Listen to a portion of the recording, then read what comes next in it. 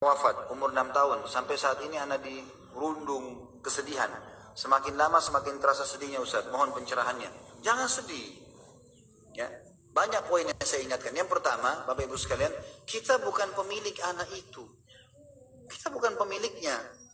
Ibu-ibu di sini cuma lahir dari rahimnya saja. Bapak cuma punya sperma. Sekarang saya tanya, apa kita yang tancapin rambut di kepalanya? Kita punya andil satu oleh rambutnya? Gak ada. Anak ini lahir mau putih, mau hitam, laki-laki, perempuan lahir. Allah yang ciptakan. Maka pemiliknya pun bisa mengambilnya. Itu dulu poin pertama. Jadi jangan dianggap itu milik kita, bukan milik kita. Diri kita pun bukan milik kita, ini miliknya Allah Subhanahu wa Ta'ala. Itu landasan dasar agama Islam. Gitu kan? Itu yang pertama. Yang kedua, anak-anak kalau meninggal, teman-teman, siapapun meninggal, bukan cuma anak-anak, orang tua, siapa saja. Kalau meninggal, itu bukan hilang. Pindah alam. Pindah alam ke akhirat. Yang kita semua sebagai orang beriman tahu kita akan menuju ke sana. Ketemu, bukan tidak ketemu. Cuma dia dahului kita. Waktu ponakan saya meninggal di Makassar, umur 19 tahun. Anaknya Masya Allah tampan, pintar, prestasi di sekolah, bakti sama orang tua. Sore-sore kakak saya masih temanin, masih minta tolong diantar ke tempat kursus adiknya. Pulang, rupanya maghrib, dia sholat maghrib, ditelepon sama temannya minta dijemput di bandara. Pergi, keluar dari pintu tol, ditabrak mobil truk, meninggal. Tidak sakit, nggak apa. Kakak saya nggak tahu jam 12 malam baru tahu. Saya pas menjelang subuh ditelepon di Jakarta, lagi pas tidur. Kemudian saya ditelepon, ini ponakan meninggal gini-gini. Saya berangkat, begitu tiba di Makassar, kakak saya ini udah nggak makan dari malam, shock dengan kejadian tersebut. Keluarga bilang nggak ada lagi yang bisa ngomong Khalid. Coba saya ngomong. Saya dudukin, kak duduk sebentar. Pertama sekali kalimat saya bilang Hamdi, anak ini Hamdi, rahimahullah. Saya bilang Hamdi ini nggak hilang. Terus langsung dia tiba-tiba kaget, kok nggak hilang? Kan meninggal. Loh iya, dia hanya pindah alam. Bukankah kebetulan ibu kami sudah meninggal tahun 79, saya waktu itu masih 4 tahun ibu saya meninggal. Ibu kita sudah meninggal kan? Tapi itu dalam syariat Islam sedang menuju ke akhirat. Bukankah paman kita si fulan juga meninggal? Bukankah tante kita si fulan ini banyak keluarga saya sebutin semua meninggal? Itu nggak hilang loh.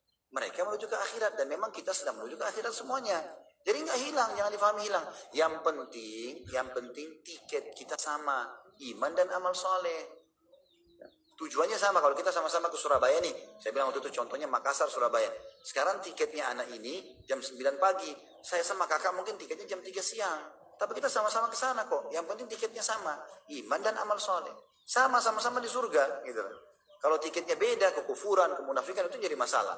Nanti ke neraka, di akhirat tidak ada surga, cuma neraka, nggak ada tempat ketiga. Baru dia tenang, subhanallah. Oh begitu ya? Iya. Tugas kita sebagai orang beriman sekarang, kalau kita sayang sama anak ini, perbanyak amal buat dia. Karena sudah balik.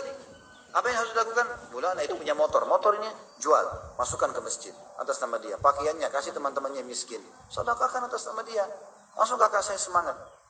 Alhamdulillah semangat. Tapi ini hati-hati, orang kadang-kadang takziah tidak paham hukum ini. Rupanya setelah itu mungkin 2-3 jam saya lagi pergi silaturahim keluarga yang lain. Begitu malam balik lagi kakak saya shock lagi. Kenapa? Karena banyak ibu-ibu datang ke rumah. Kasihan dari pintu.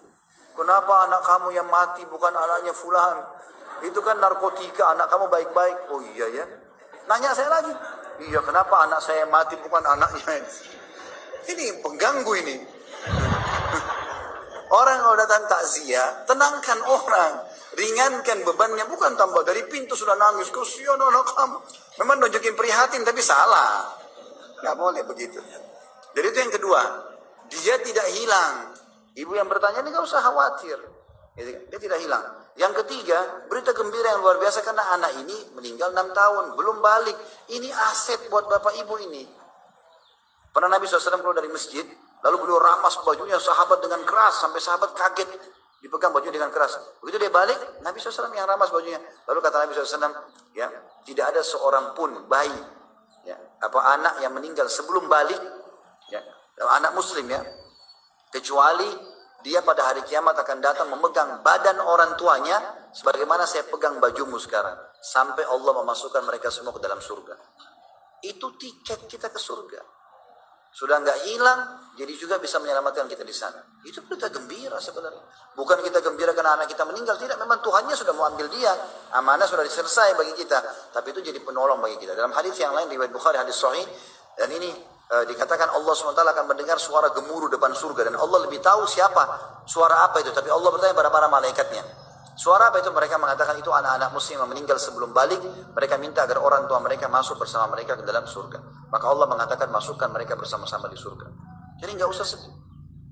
Gembira, insya Allah. Baik. Ya. Tinggal kita sekarang bagaimana memperbanyak amal saleh buat diri kita, supaya juga kita bisa punya derajat tinggi di surga, karena Allah SWT akan mengangkat anak-anak ke derajat orang tuanya.